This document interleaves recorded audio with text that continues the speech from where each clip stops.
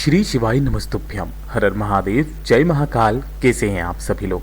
देखिए, आप सभी को पता है कि कल है 31 अक्टूबर 2025 का दिन और कल के दिन पड़ रही है कार्तिक मास के महीने में पड़ने वाली आंवला नवमी, जिसे अक्षय नवमी के नाम से भी जाना जाता है। पूज्य गुरु जी ने स्कंद पुराण के कार्तिक खंड का वर्णन करते हुए कहा कि ये जो आंवला नवमी का दिन होता है, ये वो दिन है जो देव उठनी एकादशी से पहले पड़ने वाली नवमी तिथि के दिन होता है, जो कि कार्तिक मास की शुक्ल पक्ष की नवमी तिथि होती है। और बहुत सारे लोगों ने YouTube पर इसे जबरदस्ती ही 30 अक्टूबर को बता करके आप सभी लोगों को उपाय करने के लिए बोल दिया है, जो कि आपको साल में सिर्फ एक बार करना होता है। थोड़े से आंवले के जल का उपाय, जो कि आपको आज की रात्रि 9:15 पर अपने ही घर पर करना है। और कौन से ऐसे 3 कार्य हैं जो भूल करके भी आपको आज के दिन नहीं करने हैं, गुरुदेव जी की ही कथा से सुन करके और समझ करके इन सभी उपायों को बहुत आसान भाषा में आपको बताऊंगा। परंतु उससे पहले आप सबसे बस एक छोटी सी प्रार्थना करूंगा कि जो भी लोग पहली बार आए हैं, चैनल को सब्सक्राइब जरूर कीजिएगा और वीडियो को लाइक करके महादेव का कोई सा भी प्यारा नाम कमेंट बॉक्स में लिखना बिल्कुल भी मत भूलिएगा। पूज्य गुरुजी ने कहा था कि यह आंवला नवमी जो अक्षय नवमी का दिन होता है, ये कोई छोटा मोटा दिन नहीं।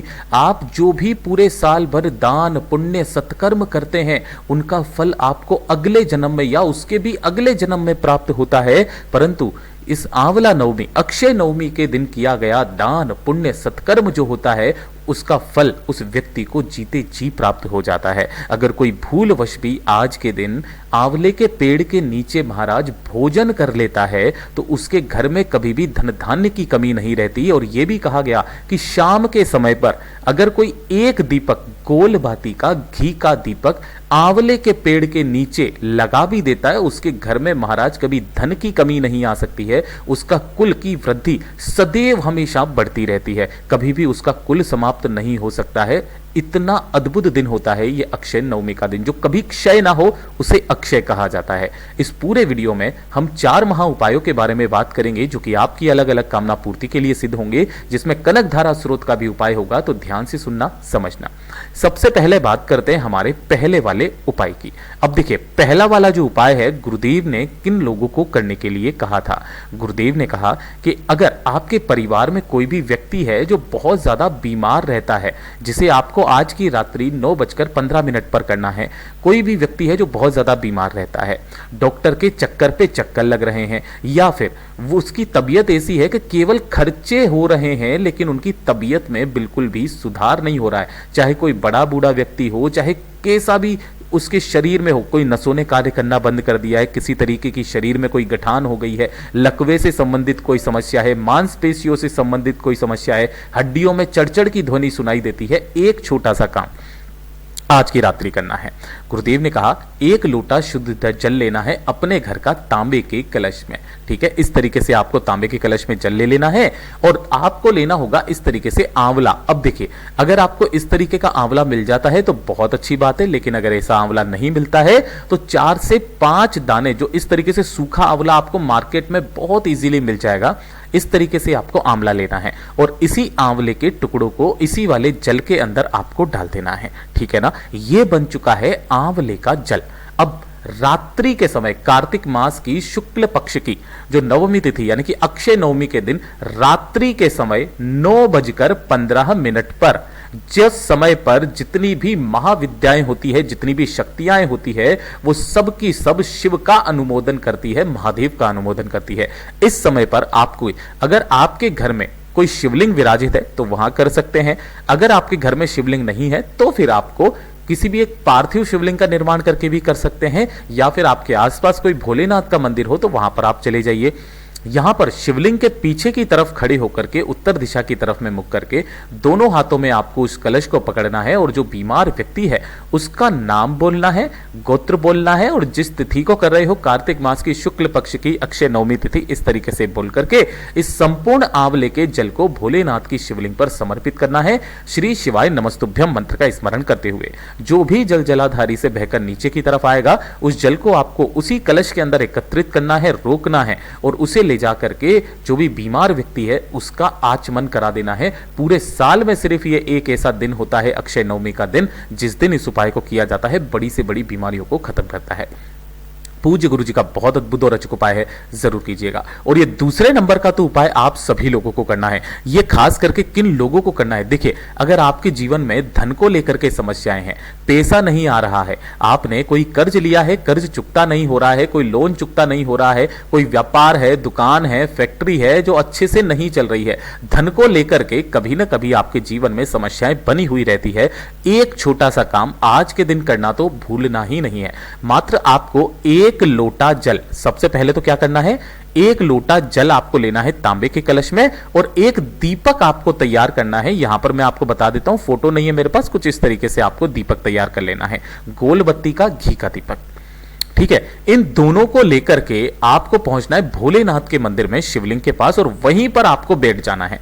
वहीं शिवलिंग के पास में बैठ करके अगर आपके पास में श्री कनक धारा स्रोत है तो बहुत अच्छी बात है, नहीं है तो आप मोबाइल में खोल करके इंटरनेट से डाउनलोड करके या इंटरनेट पर देख करके, मैं यहां पर केवल एक श्लोक आपको बता रहा हूं, इस तरीके से कनक धारा स्रोत को अपने सम्मुख में एक दीपक को प्रज्वलित करना, जला देना। इसी के पास में जो एक कलश लिया है उस कलश को आपको रख देना है, और वहीं बैठकर दीपक को जलाकर कलश को रखकर श्री कनक धारा स्रोत का पाठ जो भी व्यक्ति अक्षय नवमी तिथि के दिन शिवलिंग के पास जाकर शिव भगवान को सुना देता है, और उसको सुना देने के पश्चात ये जो एक लोटा शुद्ध जल है इसे ले जा करके भोलेनाथ की शिवलिंग पर समर्पित करके, जो भी जल जलाधारी से बहकर नीचे की तरफ आए उसे अपने दाहिने हाथ में रोक करके अपने ऊपर मात्र छींट भी लेता है, तो महाराज उसके जीवन में कभी भी आर्थिक समस्या नहीं आ सकती, कभी कर्ज नहीं बढ़ सकता, उस व्यक्ति के जीवन में कभी भी धन की कमी नहीं आ सकती।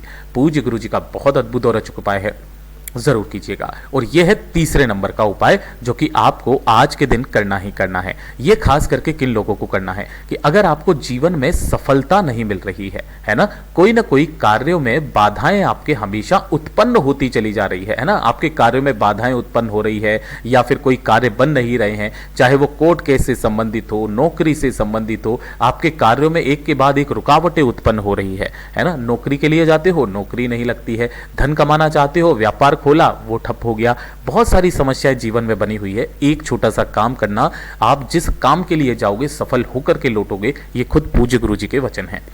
आपको एक दीपक तैयार करना है, जो दीपक तैयार करोगे गोल बाती का करोगे और इसके अंदर भरोगे आप घी, ठीक है ना। इस तरीके से दीपक तैयार करना, और थोड़ी सी लेना होगा आपको इस तरीके से, जो ये मोली या कलावा जो भी आप बोलते हो इसको, इस तरीके से मोली या कलावा लेना। इन दोनों ही चीजों को लेकर आपके घर के आसपास अगर कोई आंवले का पेड़ है तो वहां पर आपको चले जाना है। घर के आसपास हो, घर में हो, वहां पर आपको यह वाला उपाय करना है, और कहीं पर भी नहीं। यहां जाकर के शाम के समय पर जाना है, यह चीज ध्यान रखना, अक्षय नवमी तिथि शाम के समय पर। जैसे ही आप यहां पर पहुंचोगे, सबसे पहले एक दीपक जो आपने लिया है उसे आपको यहां पर प्रज्वलित कर देना है, हरिहर महादेव का नाम लेकर के, बाबा का निवेदन कामना करके, और उसके पश्चात जो आपने एक मोली कलावा लच्छा लिया है उसे इसकी किसी भी एक टहनी पर इस तरीके से आपको बांध देना है। ध्यान रखना, जितना भी बाकी का बच रहा है ना उसको वहीं छोड़ देना, ठीक है, तोड़ना नहीं है। इसी तरीके से आपको यहां पर बांध देना है, और ऐसी गिठान लगाना जिसे आप वापस खोल भी सकें, ठीक है। तो हल्का सा आपको लपेट देना है, वहां पर लटका देना है अपनी कामना कह करके। ये काम करोगे आप कब? नवमी तिथि के दिन, ठीक है। ढोक दे करके वापस आ जाना। अगला जो दिन आएगा वो आएगा दशमी तिथि का दिन। दशमी तिथि के दिन सुबह या शाम किसी भी समय पर फिर से वापस आपको एक दीपक लेकर के इसी पेड़ के पास में आना है।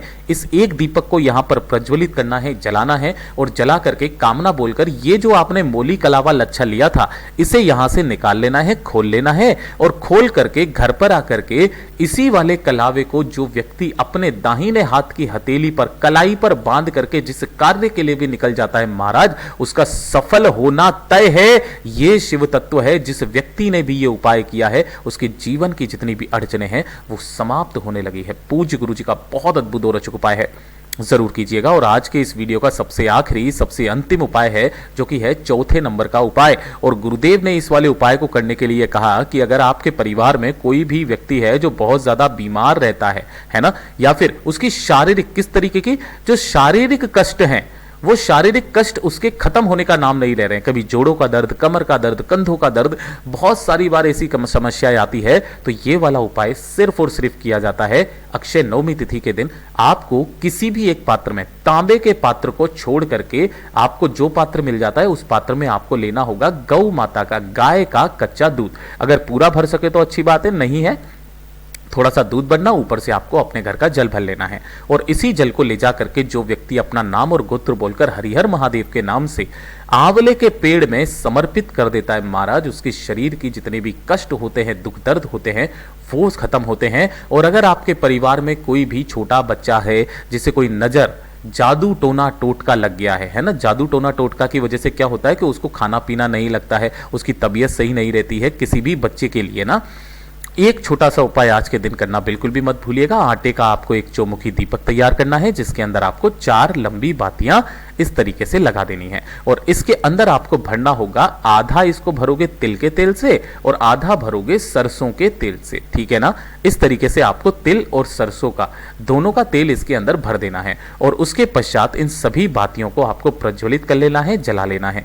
जला लेने के पश्चात जो भी बीमार व्यक्ति है, उस बीमार व्यक्ति के सिर से लेकर, जो भी बच्चा है सिर से लेकर पैर तक, इस जले हुए दीपक को आपको घड़ी की सुई की दिशा में घुमाना है। लेकिन उससे पहले उस बीमार व्यक्ति का नाम बोलना है, फिर गोत्र बोलना है, जिस तिथि को कर रहे हो उस तिथि को बोलना है, और फिर उसके पश्चात अपना एड्रेस, जहां आप रहते हो वो एड्रेस कहना है, और नरसिंह भगवान का नाम लेकर, किनका, नरसिंह भगवान का नाम लेकर 21 बार आपको सिर से लेकर पैर तक घुमाना है। और शाम के समय 6:30 बजे से लेकर के रात्रि के 8:30 बजे के बीच में उस दीपक को लाना और अपने घर की चौखट के बाहर थोड़ा सा दूर इस दीपक को यहां पर ला करके, जो भी माता बहन बेटी उपाय को कर लेती है, उस बच्चे की जितनी भी तकलीफें होती है वो सदा के लिए समाप्त होती है। पूज्य गुरु जी का बहुत ही अद्भुत और अचूक उपाय है, जरूर कीजिएगा। वीडियो पसंद आए तो लाइक जरूर करना, चैनल को सब्सक्राइब जरूर कीजिएगा।